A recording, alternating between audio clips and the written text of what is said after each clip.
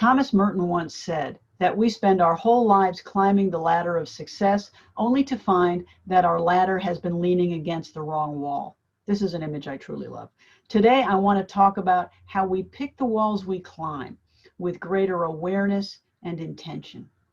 It can truly be a disappointing day when we find out that we've spent so much time and effort scaling one wall and we think we're done. Why wouldn't we? We're at the top, but we're wrong.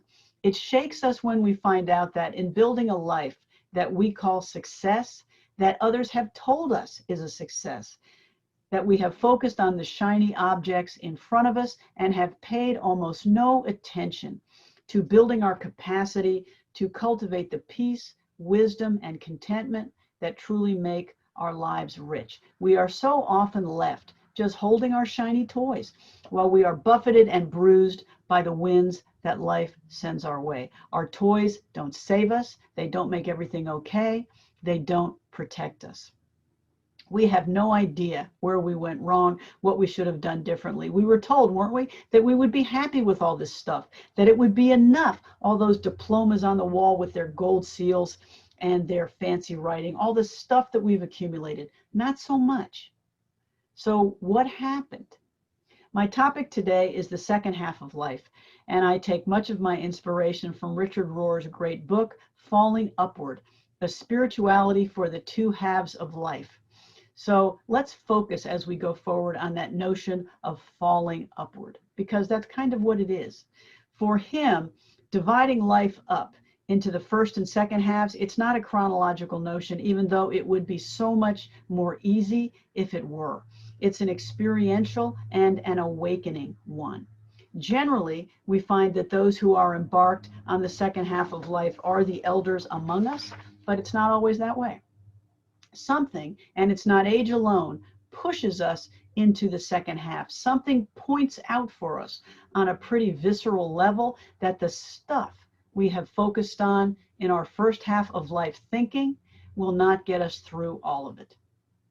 Father Rohr writes that we spend way too much time, for some of us all of our lives, on what he calls first half of life thinking. So what is he talking about?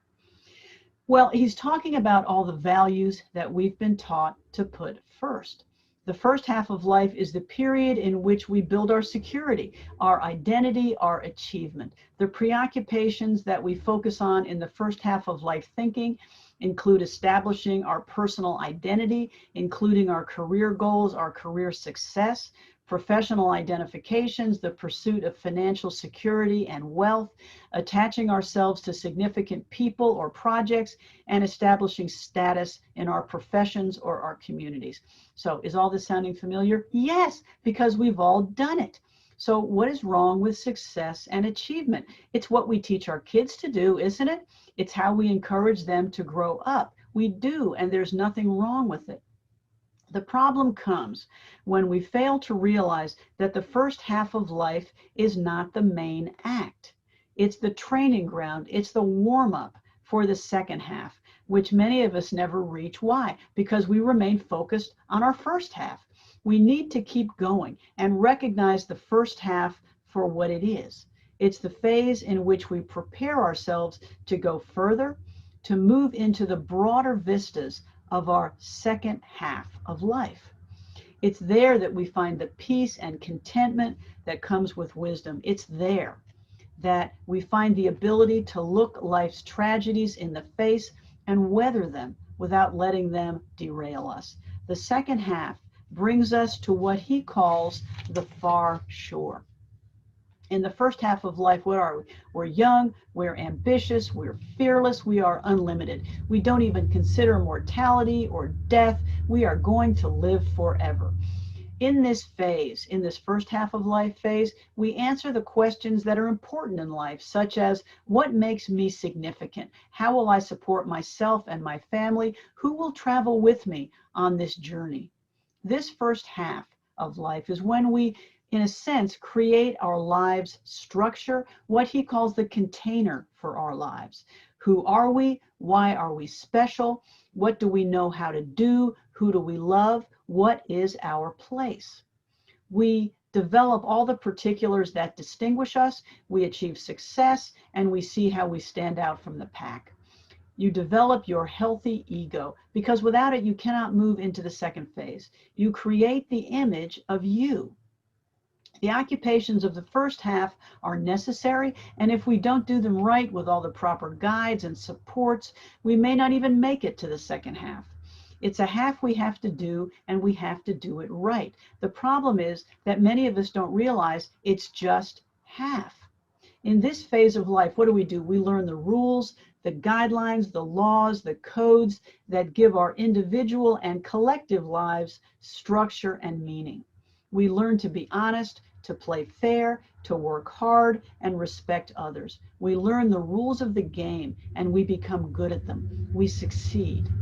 However, many of us stop there. In our Western culture, we believe that at the end of a long and a hard road, we have the right to sit back and enjoy the fruits of our labor. We're successful. We've made it. The tools of industry and competence and compliance and hard work and playing by the rules have paid off. I made it. I'm retired. Here I am. I'm just enjoying life.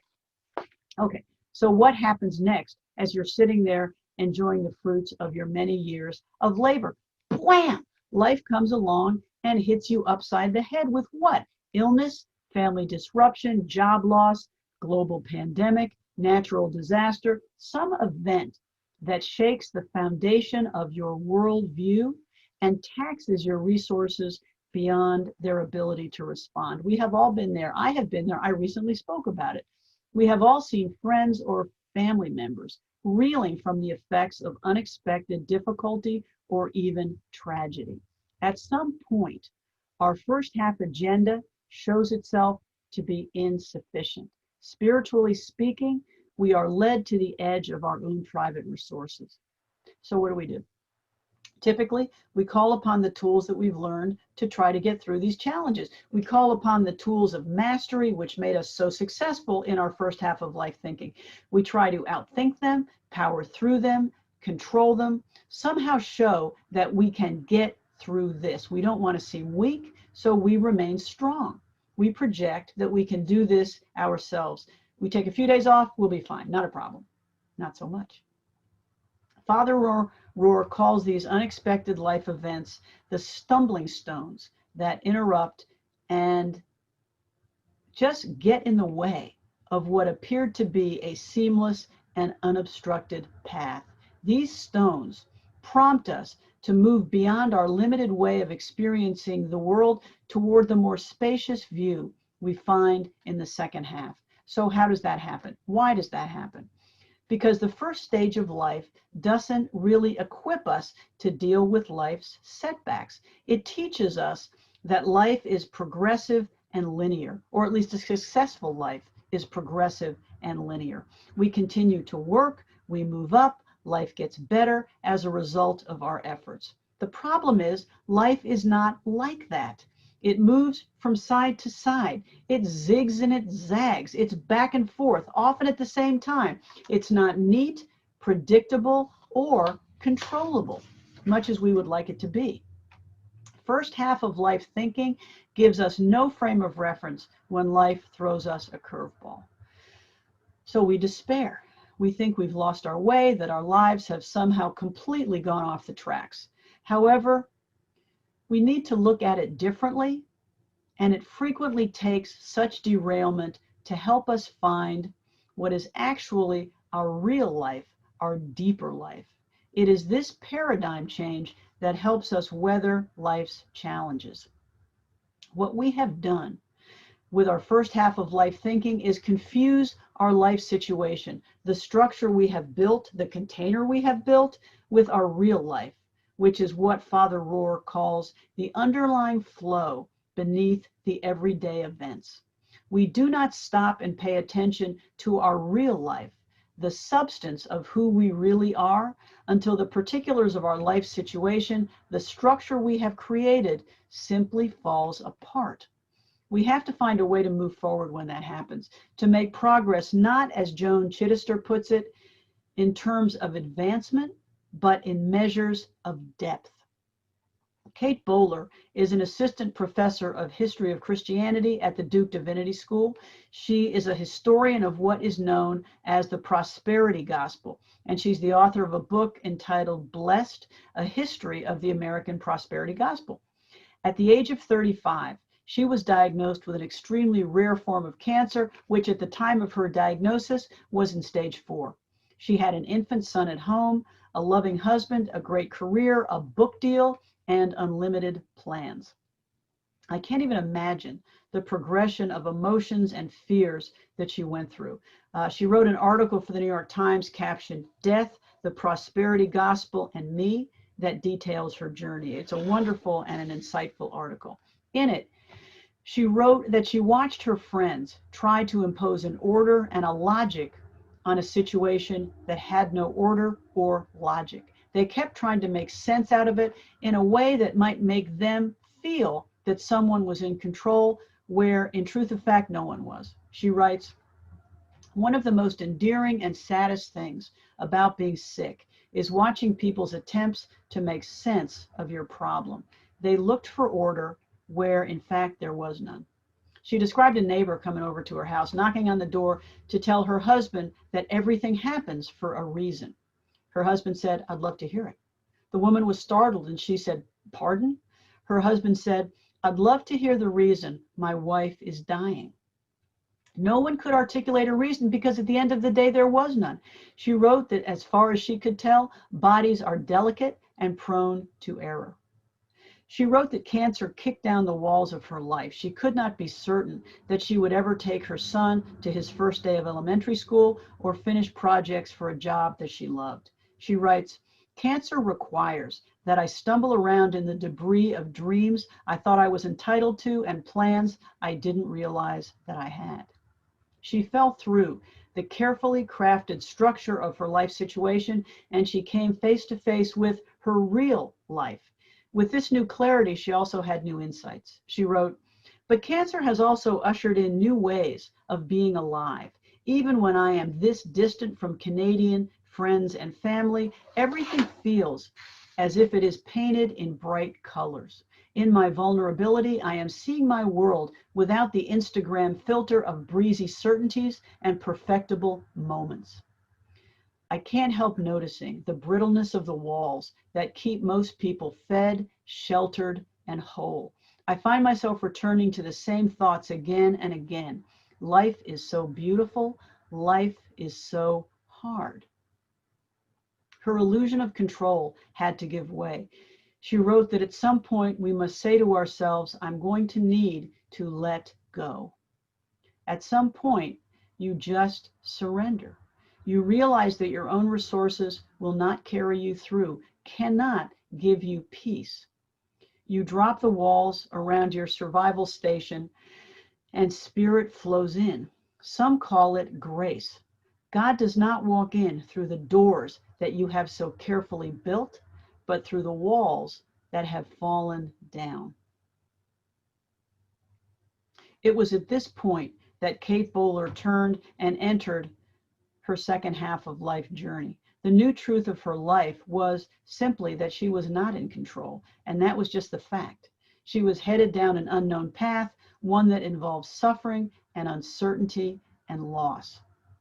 This metaphor of the journey is a common one. When we look at those in myth and legend who have grown through suffering, they all have left home in order to learn and grow. The Buddha left his palace. Jesus wandered throughout Galilee and Judea. The Jews wandered in the desert for 40 years. Odysseus leaves home for war and the 10-year journey home.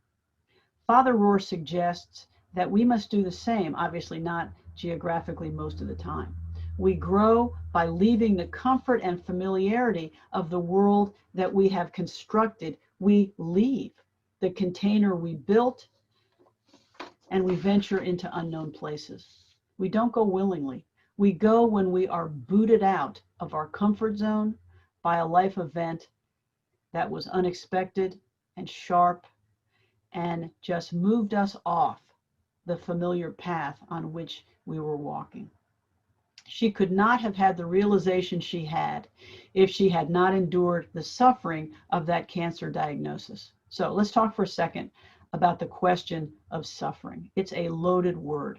We spend so much time trying to avoid it and ban it from our lives. I do. I want to ban it from my life and the life of everybody that I know and love. We regard it as unnatural, unexpected, an aberration. However, when we tell ourselves that suffering is an aberration, we are simply wrong.